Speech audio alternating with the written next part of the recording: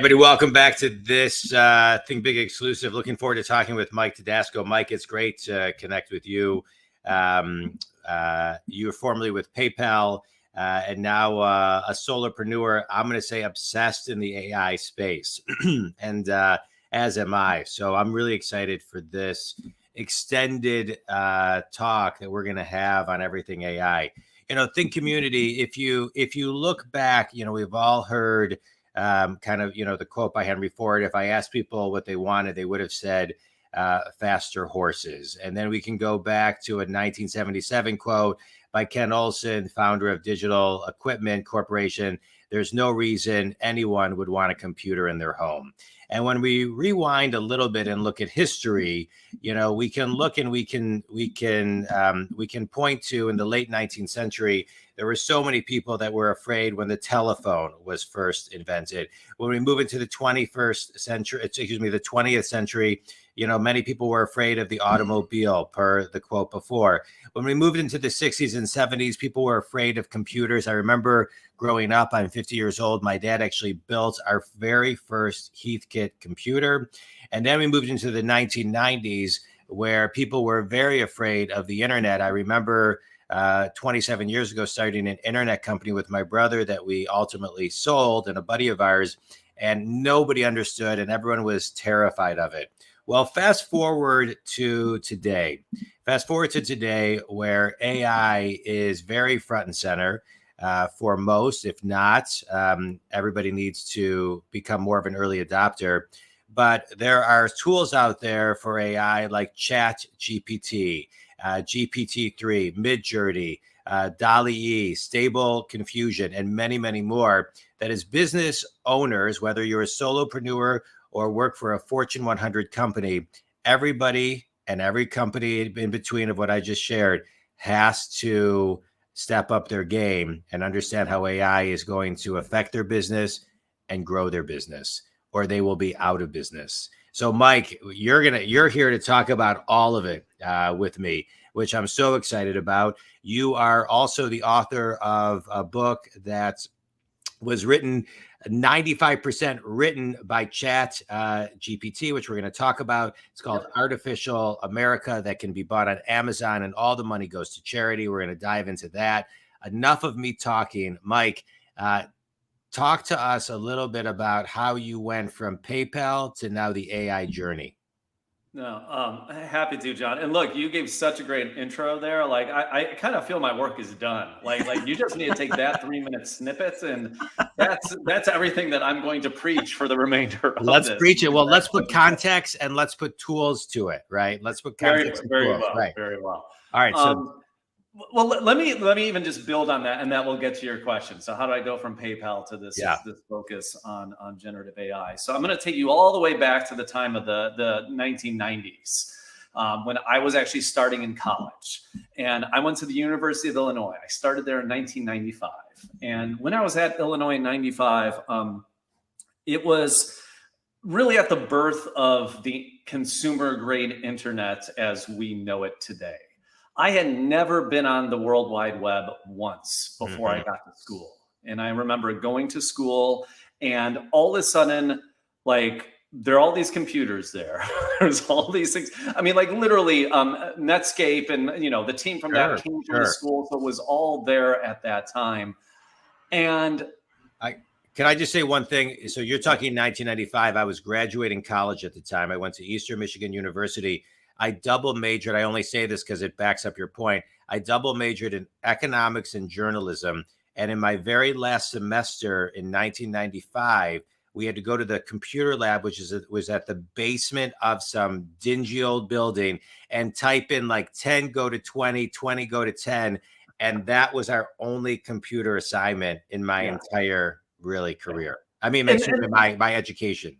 Yeah, and look, when I grew up in public high schools and junior high and elementary schools in Chicago, like, I did some logo programming. I mean, I'm getting a little bit of old school here with folks, but we rarely use computers. Like, we did have an Apple IIc at home, kind of used that to type up stuff. I ran spell check, which felt kind of like, ooh, that feels like cheating, but that's a whole nother story. But anyway, so I'm at Illinois in 95, and like you literally just have these pages. You click on words that are highlighted in blue, and it takes you to something else that tells you more information about that.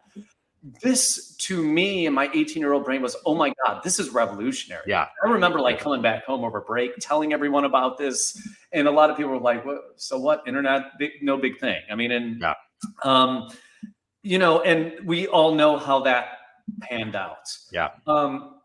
This is the same.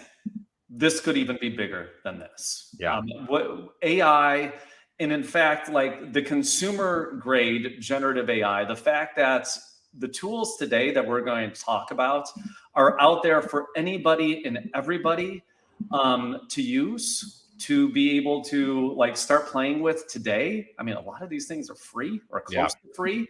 And you could just start doing that. Like, we don't even know what this is going to hold. And just, you know, tracking this over the last few years, like we're in the midst of an exponential growth phase. Yeah. And it is just going to be crazy. Now, to get to your question. Well, wait, I just want to highlight one thing. I just want to put some data to your point on how big this is going to be. You know, think community. It took Facebook and Instagram 2 years to get to 1 million users. It took Pinterest 5 months. It took Angry Birds 35 days. And it took ChatGPT 5 days. Yes. So if we just look at that statistic alone, right? And Facebook, Instagram, Angry Birds, and Pinterest are all free, which I think is the common denominator of equal grounding. It's not like one was you had to pay for. Yeah. Yeah. So what John is trying to say, everybody, is that AI should be 7 times more impactful to the world than Angry Birds are. So I think that's what he's trying to say. No, the point is valid. True, right.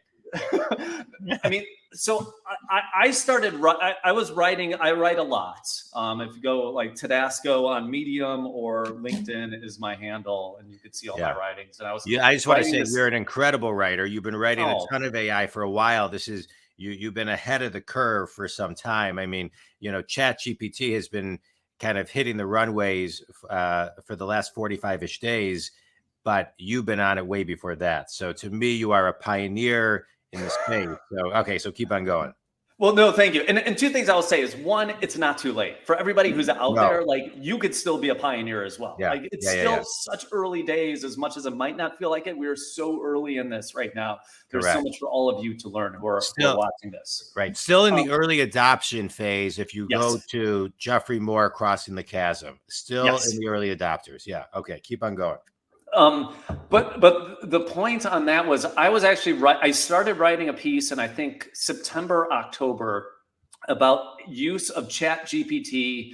I'm sorry, not ChatGPT. It wasn't released. GPT3 in schoolrooms. So what GPT3 is, it's an AI tool made by this company, OpenAI, where you can go, you can prompt something. And what the AI is doing is, you could say, hey, give me a list of give me a recipe for a French baguette.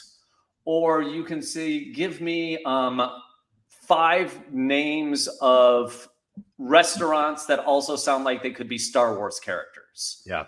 Whatever it is, and it will start to generate that. We could get into how it does that later. So it's a very, very cool, very powerful tool called GPT-3. I was actually going to schools. I was talking to some really smart high schoolers. Nobody had heard of this thing. Yeah. Like, literally, I talked to like 20 kids, and like 2 of them had even heard of this. And this was when? This was when? This was like November. Okay. Before ChatGPT was released. So November 2022. November 2022. Yeah, like 2 months ago. I was doing this. Right. Yeah. And then right before I'm publishing this piece, all of a sudden, OpenAI, the same company that makes that makes GPT-3, they got to work on their naming of stuff. Yeah. Same company makes GPT-3 is launching ChatGPT, which is what John had mentioned before. Yeah. The product that within 5 days had 1 million users on it. Everything changed. Yeah. And like the article that I was writing, I'm like, oh my God, this isn't even valid anymore, because none of these kids heard of this a month ago. Right. Today, all of them are using this. Yeah. Now this was like November 30th. I think you're talking about, it was like November 30th. Okay. Yeah. All right. Keep on going. Wait, real quickly. I have a question, Mike. because I heard this, and I think this is it. I don't know the answer fully, so I want to ask you. The information that they do pull from, it's more of a database. It's not even the internet yet. Is that correct? Yes. Right. Yeah. So I just want to imagine this. Like, so it's not pulling from the live internet. right. And I think it's largely it could. I think for security reasons, I think for time reasons, I think for various reasons, like the way that ChatGPT works today is not pulling from the internet, but it is a large language model, which means it has been trained on a whole lot of the internet.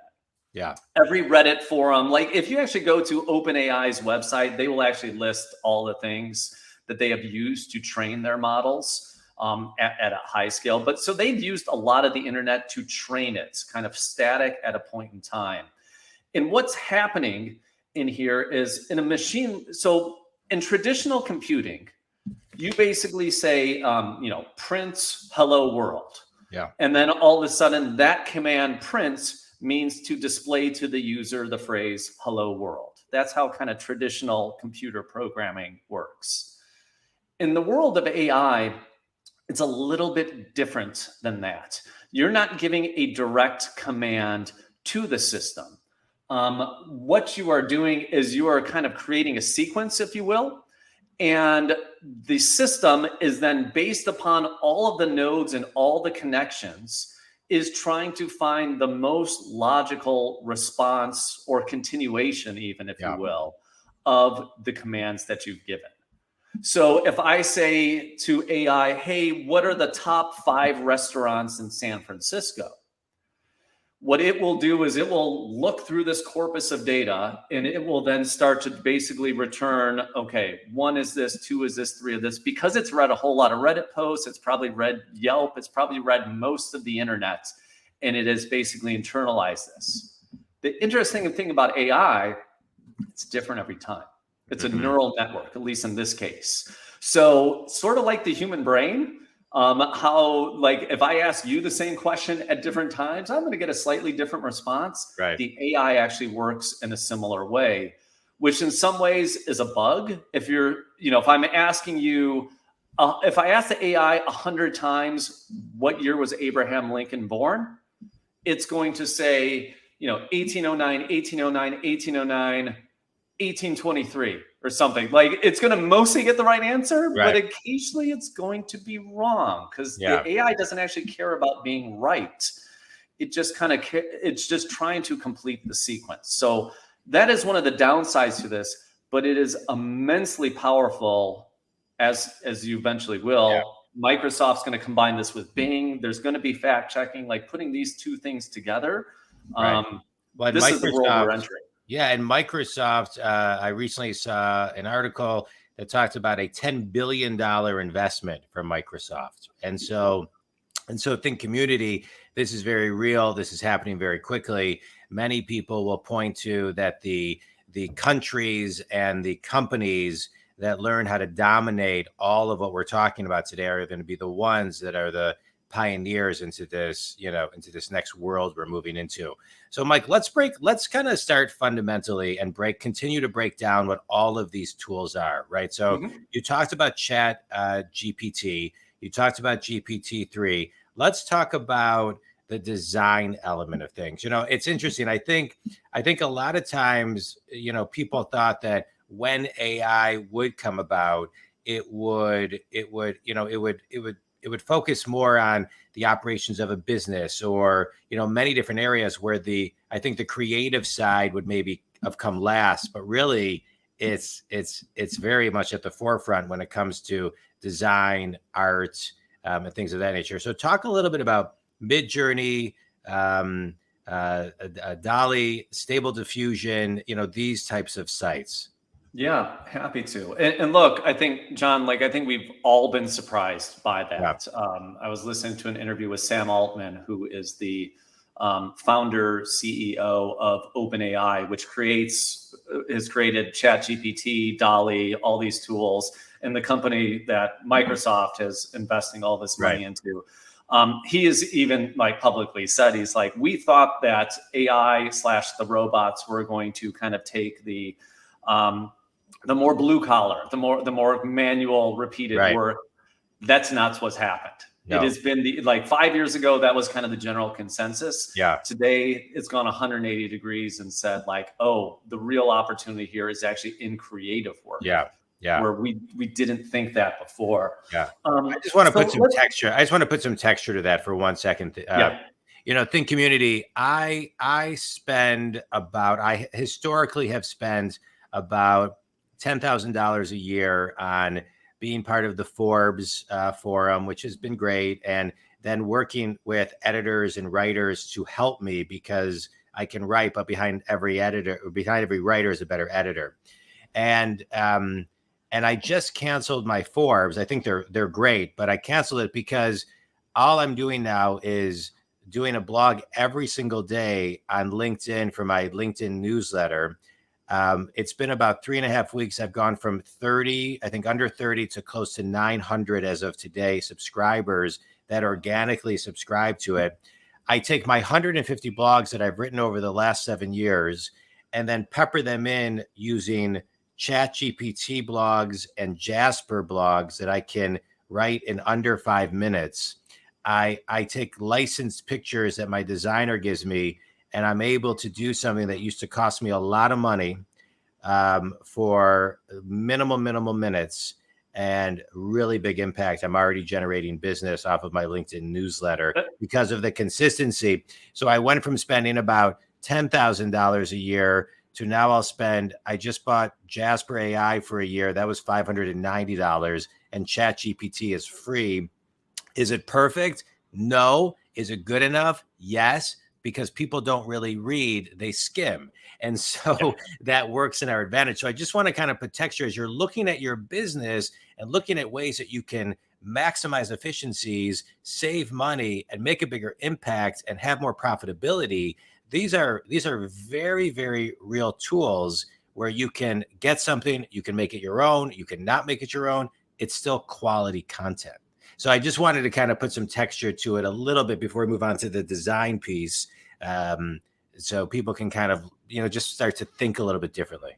Yeah. And the thing is the use cases for these tools, which I'll get into, are limitless. Yeah. And I'm every day I'm shocked by, oh my gosh, I never thought that you could use that with AI. And that's the thing. When you have millions and millions of people starting to use these tools, sharing across like, hey, did you know you could do this? That's when, as a society, we are going to progress really fast. Right. Progress, whatever you want to call it. But I mean, like, there's going to be real efficiencies to this that are going to very, very quickly change how each and every one of us does business. And I don't think any business out there is immune. And I think the real superpower that people are going to wield is the ability to use AI. There's a quote, I don't know where the original attribution is to this, but you should never think that AI is going to take your job, but a human using AI is going to take your job.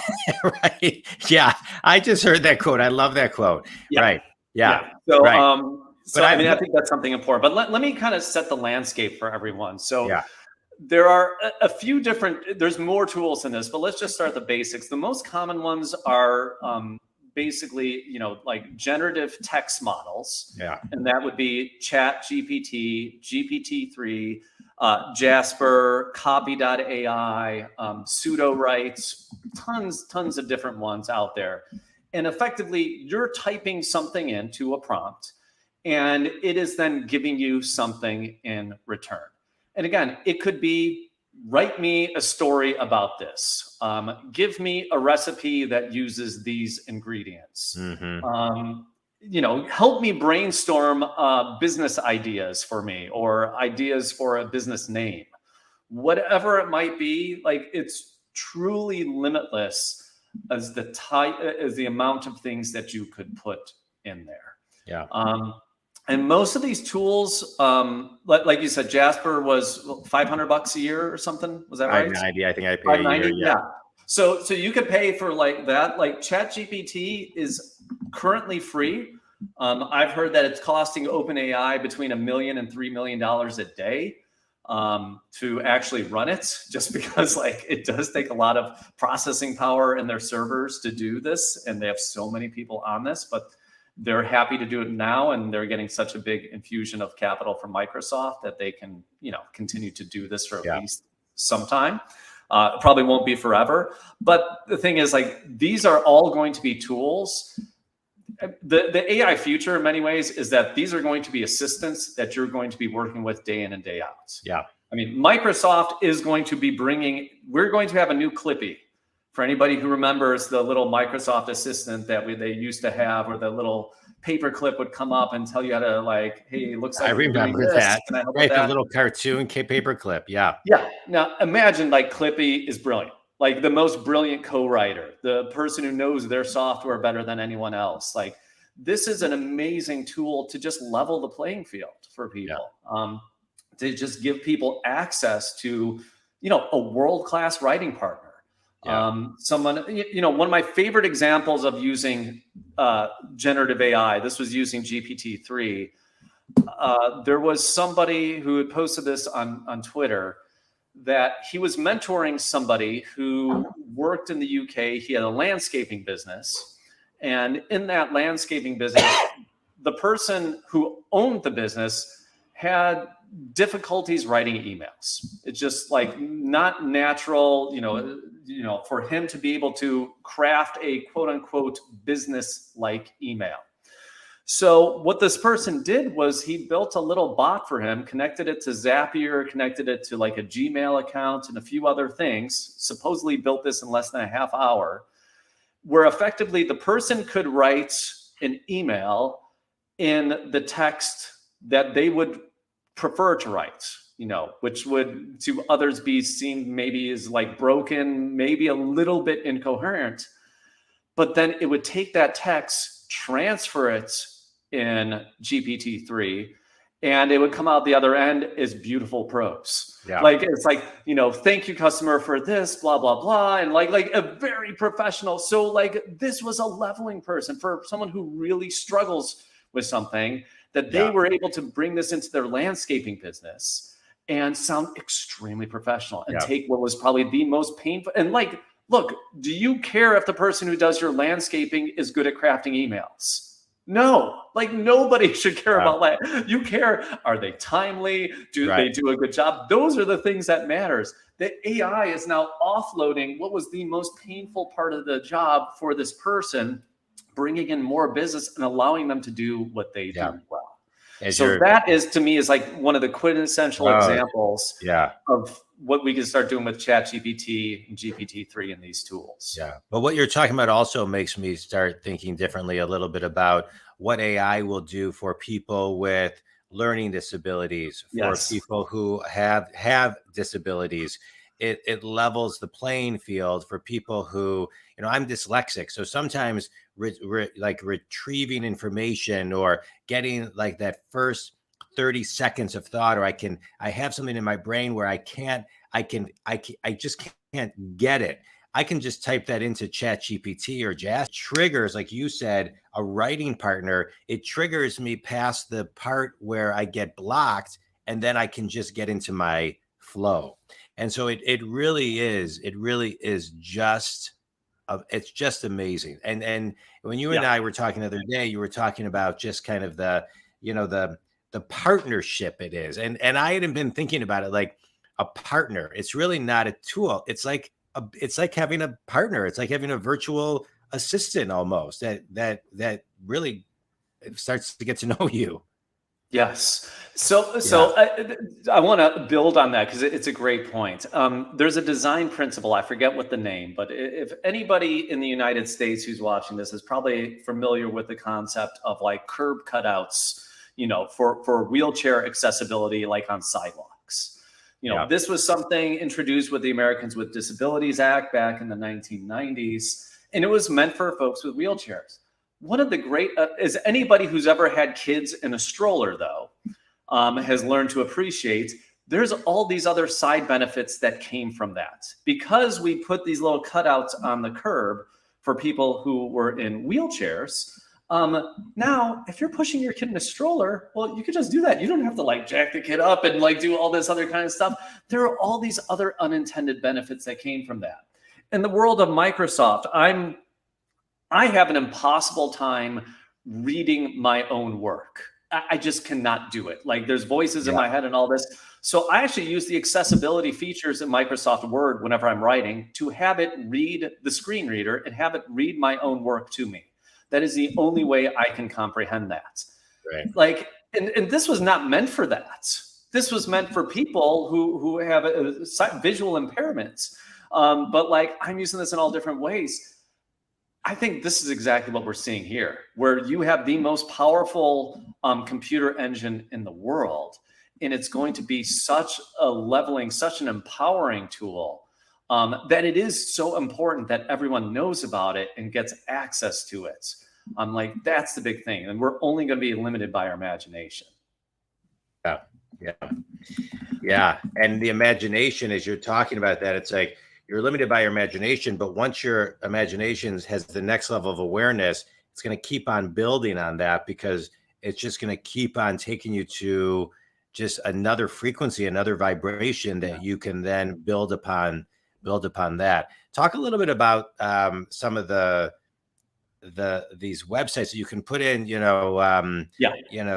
two guys talking on a podcast, Van Gogh style, with, I mean, you can give so much details and then it'll, whether it's a Van Gogh or Picasso or, I mean, it will spit things out within 10 seconds. Yeah, it's amazing. So ChatGPT, GPT3, this was like, generative text. So it will actually generate text. You can actually do this with programs where you enter text and it will generate art or whatever you want to call it. Some people object to even using the word art for this because it's a computer generating it. That's fine. But it is going to be generating images as part of this. So the major tools that are out there, probably the most famous is DALL-E. So DALL-E, which is in a combination of Salvador Dali and WALL-E, the Pixar movie. That's where that name comes from. And that's also OpenAI, which creates ChatGPT, GPT3.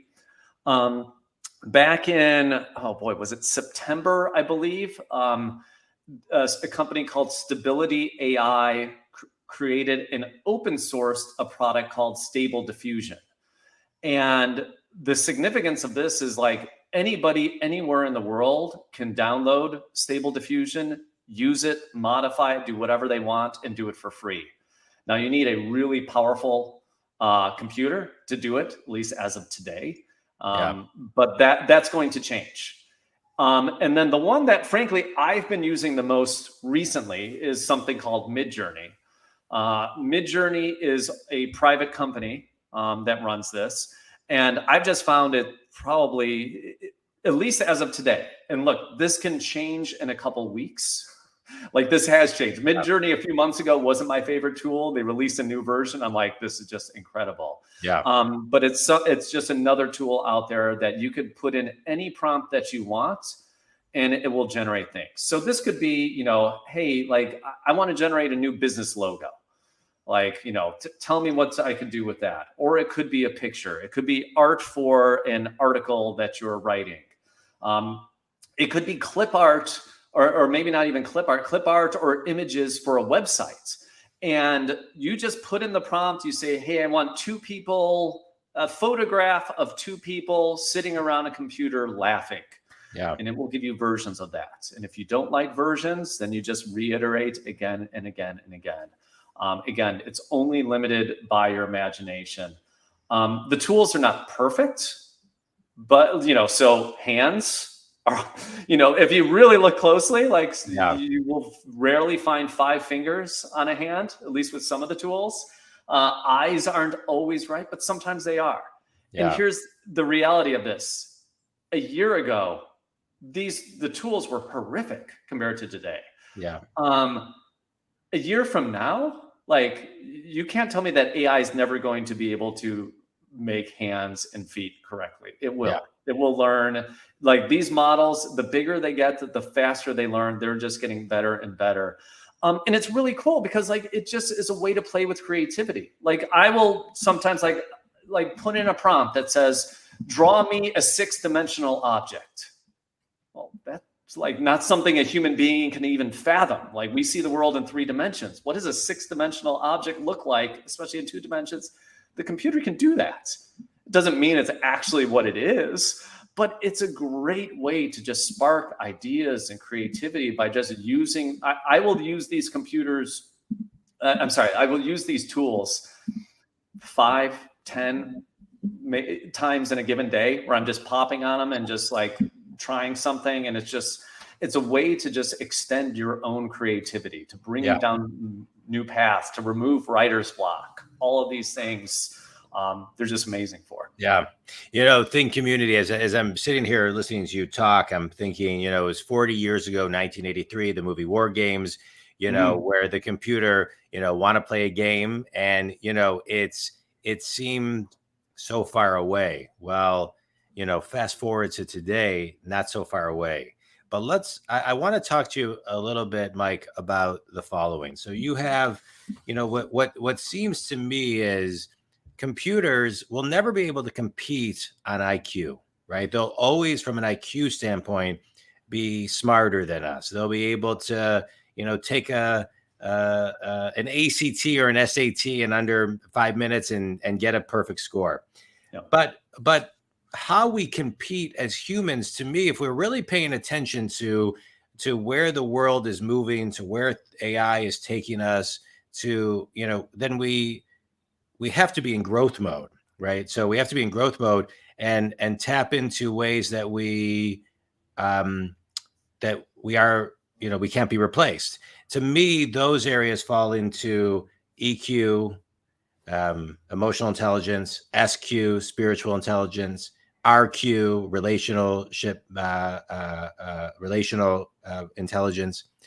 So from your eyes, as you're living in both worlds, because you and I met, you were, always consistently gracious to me within the walls of PayPal. And I watched you in your world with, running the head of innovation, with very, very forward-thinking people, and you leading them and guiding them to different levels of thinking.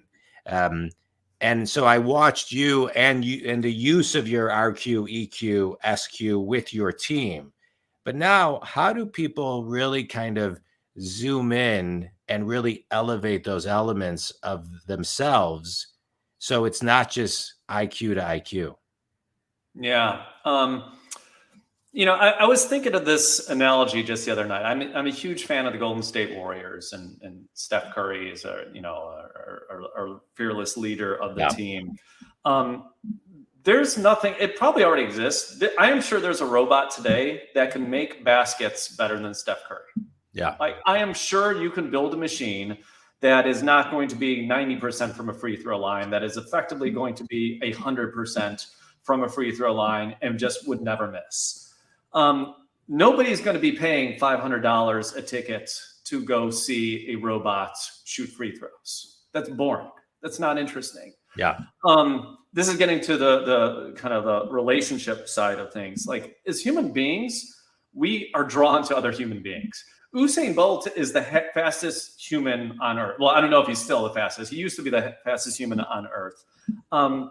But that's not the fastest thing on Earth. There are animals that are faster. We have built things that are way faster. Anytime any of you hop into your car, you are going faster than Usain Bolt.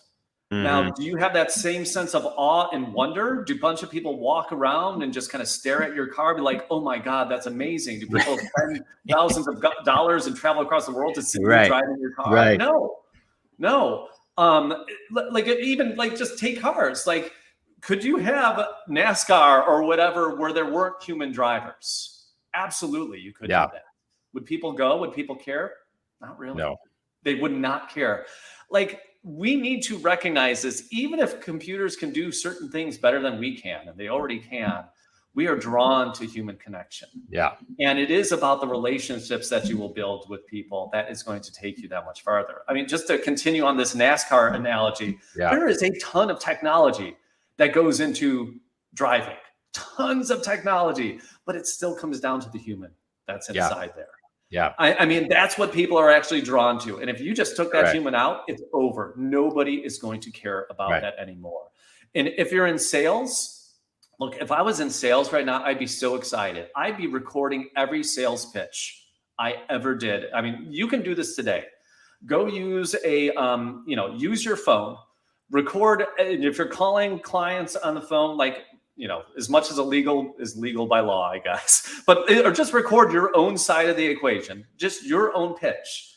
And then I would go and then stick that into ChatGPT and say, hey, I'm selling clients on X. This was a pitch that went well. This was a pitch that didn't went well. Like, you got any recommendations for me? Yeah. And iterate.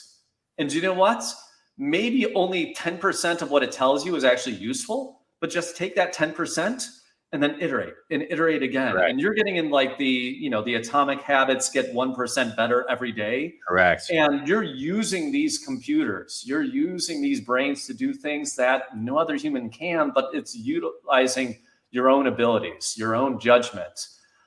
It's just working with the machines. And that is the future that I'm hopeful for, is that these machines will enable us to be more of what we already are. Yeah. We'll level the playing field so that, if I'm an amazing writer and I want to write a comic book, but I don't have access to an artist or whatever, like, I can do that. Right. And maybe it's not the perfect thing, but maybe it's something I can get out there in the world, and a real artist would see that and say, hey, let's work together. That was a good start. Let's use this as a basis and do a project together. Well, and in many ways, and I love what you're talking about, and I agree, it's kind of like the great equalizer, because, in your scenarios, typically you need to find someone, you need to spend a lot of money, you need to do this. There's a lot of this stuff you can do to get yourself unstuck and really grow. And it's either free or highly economical. But just going back to the human, I'm a big believer, everything's about story, right? We are connected to story. That's why people love movies. That's why people love TV. That's why someone can watch the movie Titanic and still be, even though we know the ending, we're still connected to the story and the characters. And so the AI, the robots, the computers, et cetera, they'll never have a backstory. And because they'll never have a backstory, except the fact that they're a computer, they may sound great in this and the other, but they haven't failed at anything. They haven't had to overcome anything. And so, to me, the story of you have the hero's journey, the guide, the hero, the pain, this. And so I agree with you. I talk about that a lot in my coaching with people. People want a guide to help them in the insights and strategic moments of intuitive things that a computer may not be able to get in that space that is created through the question in the conversation of human connection of that story. So I agree with you. And I just want to say this too, because you mentioned this about just their highest potential. The goal of everyone is, if you're leading someone and if you're an individual, how do I get to my highest potential? Mm-hmm. So I agree with you. This is a tool to help me get to my highest potential. I just want to share one thing. I have always wanted to do and admired Seth Godin for his blog of the day. I've wanted to for 7.5 years of my business do a blog a day. I love to write, but my grammar's horrible. I'm not a writer. I need too many people around me to make a blog a day realistic. And so with ChatGPT and with Jasper, I'm able to do that. And so it ignites something in me where I can share content, some of my own, some written by AI, where I can do a blog a day.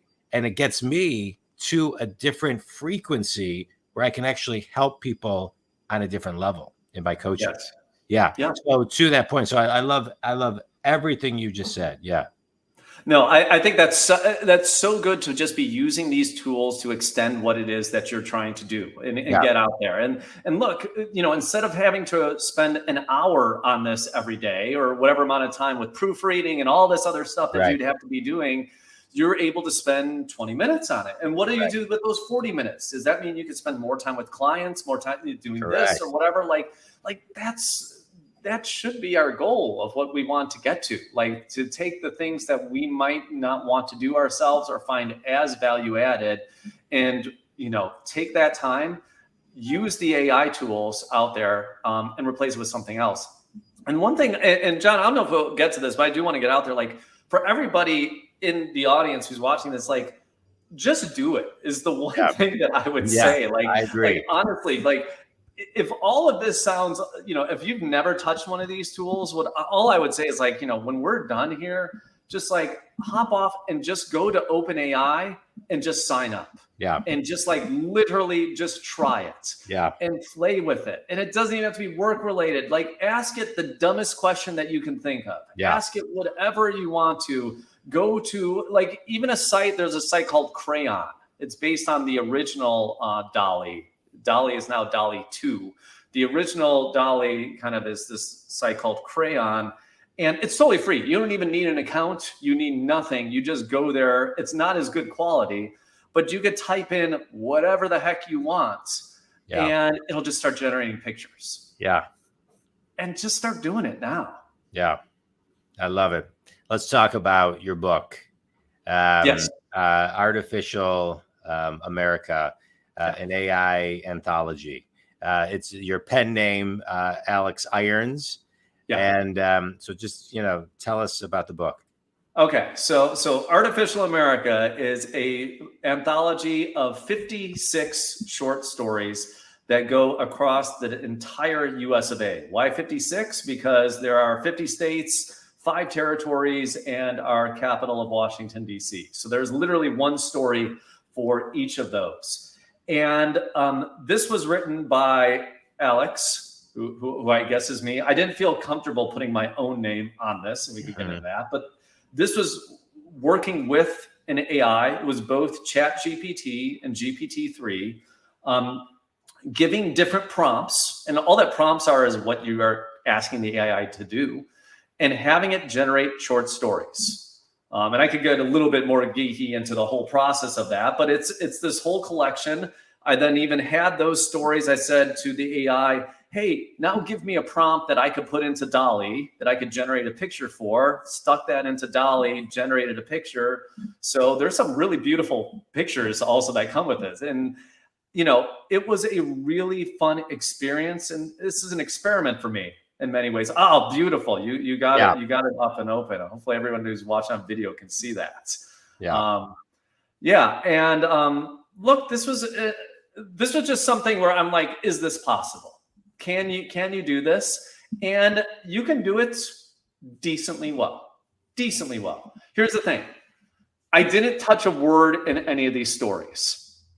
I could have improved on every single one of these stories, not because I'm a great writer, but because I'm a human being who has written in the past, who would look at things and like, I could improve on that. But I didn't. I intentionally didn't, because I almost wanted this to also act as a time capsule for where things were. You know, and they run the gambit.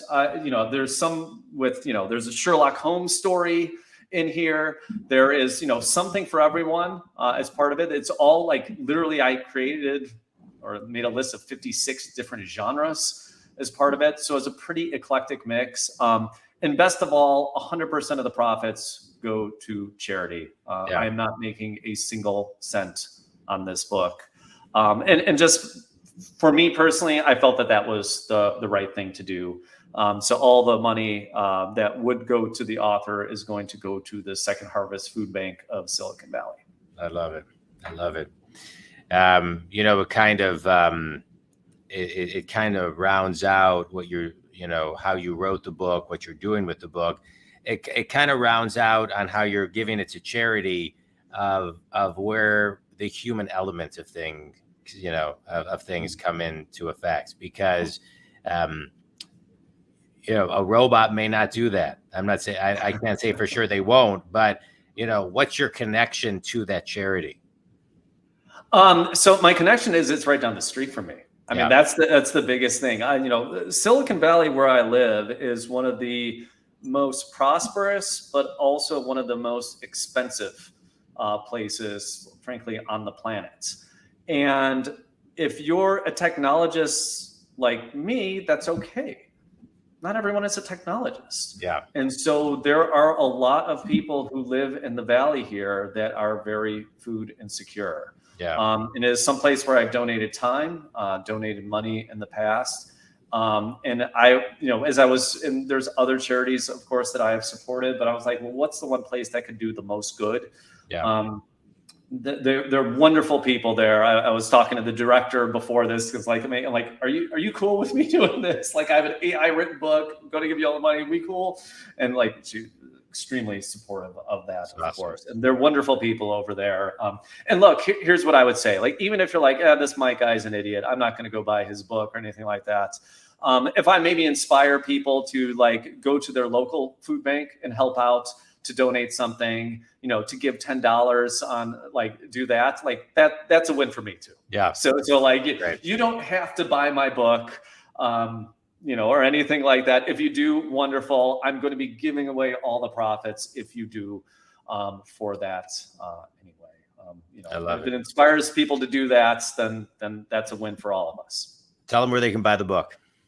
Amazon. Just go to Amazon, Artificial America, by Alex Irons. It's $3.99 on Kindle or $29.99 in paperback. Just buy the Kindle copy. Like I actually, like, it's digital printing's a weird thing. There's actually more money that is going to go to the charity if you buy a Kindle copy than the printing. Oh, that's copy. so, yeah. That's so. Don't think I'm giving more money to the charity. Like, take the extra $26 and donate it to someone else if you really want to. But buy the Kindle copy if you want to support. Or buy multiple books if you want. I'm fine with money. that. Buy multiple books, right? Hey, I bought mine. So thank you. Yeah, thanks. Look, and anybody, like, if you buy enough copies, maybe we could have Alex Irons come out and give a talk at your work or do a virtual talk somehow. That's great. That's great. All right, Mike, quick speed round. You ready? Yeah, let's do it. All right. Any books, TED Talks, additional guidance you can give people to learn more about AI that has and continues to help you? Oh yeah, a good guy. I'll even say a friend of mine. I was on his YouTube recently, David Shapiro. He has a YouTube channel. That's where I learned. It's a little bit on the technical side. Now, I'm not an engineer or technologist. I want to put that out there for everyone. Like, I know tech, but I actually don't code. So his channel might be a little bit tech, but it's really good. And he's probably one of the most prominent people that I have seen out there explaining how AI works and so forth. Another one that I'm reading I just started. It's on my, it's on my Audible. It's called Being You by Anil Seth. And it's a lot about just what makes us human. Book? Well, sorry, say again, John? Is that a book? Yeah, it's a book. Yeah, I'm doing it on Audible, but I think there's hard copies as well that you could get. So Being You by Anil Seth, I've been really enjoying that. And that's another one that talks about AI, or just what's the difference between human and machine, and so forth. Okay, good. Tell everybody what a good first step. I know you mentioned this earlier, but a good first step. Oh God. So honestly, the step, like, first thing, like, literally the second you get off here, click over to, I would start with Crayon, CRAIYON.com. Yeah. Hopefully I'm spelling that right. There's an AI in there. It's a little bit off, but, like, honestly, just go in there and type in the prompt. Like, literally put in the first thing that comes to your head, or say, like, I don't know, Dwayne Johnson, The Rock, solving a Rubik's Cube. There. Yeah. Like put that in there and see what it gives you. That's your training wheels. And, like, once you've done that, you've literally done more in AI than probably 99% of the world population at that point. So you are actually starting to become a creator then. And from there, maybe go to OpenAI's website, sign up for an account, play with ChatGPT, try that. Like, it's just exploring, just guessing and checking. And you will start to figure all these things out soon enough. I love it. Mike, how can people follow you? Probably LinkedIn is the best place for me. I'm just Todasco, Todasco is my username on LinkedIn. I post probably weekly or so. I have an AI newsletter, and it's all very consumer friendly, very much down to earth. And people can just always message me directly as well. Mike Todasco at Gmail is my email if you want to even just shoot me a note. Always happy to talk to people and help folks out in this world. I love it. I'm just trying to spread the good word to others and have people, get out in front of this. Because the more people we have using these tools now, have them working early. Let's solve the bugs. Let's get diverse populations working with these tools, learning about them and so forth. It's only going to help us in the future as these things do become mass scale. So we're not in a Terminator-like world. Yeah, I love it. Mike, it's always great connecting with you. Yep. I love it. I mean, I learn so much every time we talk. All the best on your book. Thanks for, taking time to write it, put it out there, educate, teach people. I'm always following you on LinkedIn to kind of see where you're the pace horse for me to kind of say, okay, I got to start studying this a little bit more and that a little bit more. But think community, I think it's really important, no matter what you're doing or where you are, put in your calendar and spend 5 to 10 minutes every single day and study AI, because the more you study it, the more you understand it, the more you'll see how it will fit into your life and how you can partner with AI to grow and reach your highest potential. Mike, any last thoughts? Yeah, no, look, I will say that a million times. We are still so early. Spending 5 to 10 minutes a day on AI stuff will, in 3 months, make you a quote unquote expert in the field, because you will be ahead of everyone else. This is like saying, hey, it's 1993, 94. I'm going to just play with the internet a few minutes every day. In 2023, where we're at today, it doesn't have the same effect of that, but like, we are in such early days with AI. Like, you can become an expert. You can learn so much out there. And no matter what business it is that you're running, that you're a part of, for-profit, nonprofit, there are going to be ways to be able to improve how you run and operate. So, find those out. And I'm sure both me and John want to know about all the wonderful things that you're uncovering. Yeah, absolutely. This has been great. Think community, as a business coach who works with successful people to get them unstuck. I love this podcast because I bring on guests that can also help you get unstuck. And Mike has shared a ton today about AI. Spend the time diving into it. See how AI can help you get unstuck and grow. If we're not growing, we're going the wrong direction. See how AI can partner with you to get you to your highest potential, raise your frequency, vibration of what you're doing, how you're doing it. Don't think that you can wait. It's time to get on board and spend some time studying it. Mike, can't thank you enough. Thank you so much for taking time to connect with me, the Think community. This was awesome. I loved it. Thanks so much. I always enjoy talking with you, John. Such a pleasure. Yeah. Like, let's do this again sometime soon. Yeah, no, well, absolutely. Well, in like 3-4 months, we'll do it again, because I think it'll be a lot different. So we'll have a lot to talk about. It will be. It will be. Yeah. Yes, that's right. This world changes very fast. Yeah, awesome. All right. Thanks, everybody. Thanks, John.